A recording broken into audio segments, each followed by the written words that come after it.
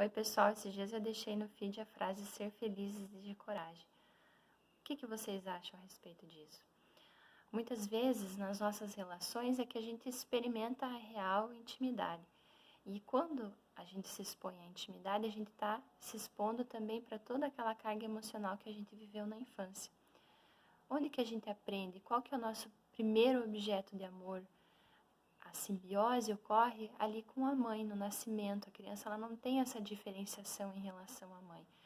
E conforme a criança vai crescendo, ela vai percebendo que muitas vezes a espontaneidade dela pode ferir essa mãe, magoar a mãe, frustrar a mãe.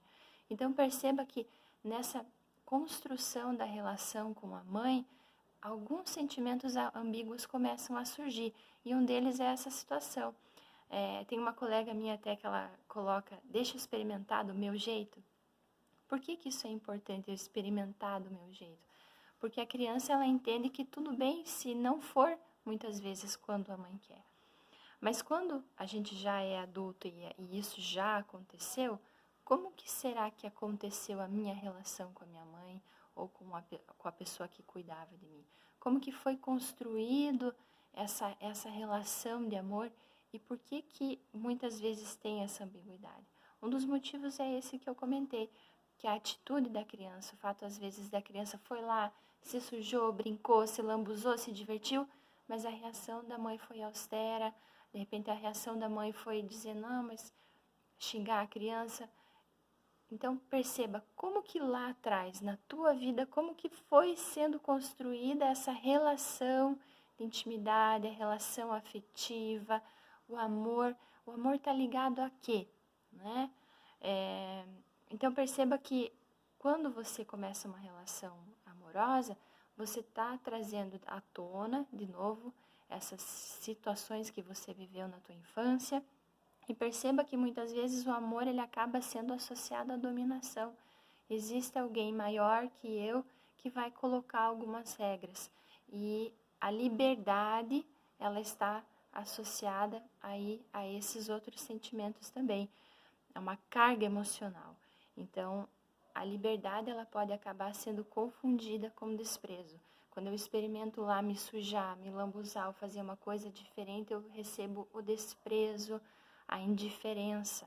Então, quando eu estou num relacionamento afetivo, eu trago essa carga emocional também nessa relação. E por que eu estou falando isso? Porque muitas vezes alguns comportamentos desses são permissivos na relação. Então, eu vou permitindo na minha relação isso acontecendo porque quem ama cuida, minha mãe que me ama cuida. Percebe como é delicado muitas vezes essa construção?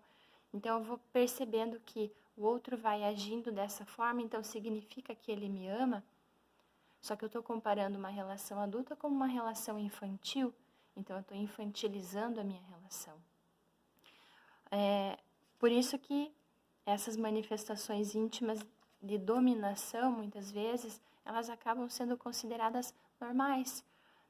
O corte de cabelo incomoda, a unha que eu coloco incomoda, a roupa que eu uso incomoda.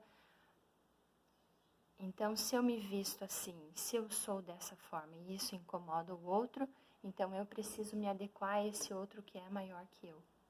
E aí começa a se construir uma relação que não é saudável, uma relação de permissividade que veio sendo construída lá atrás, num outro contexto, numa outra situação, tá?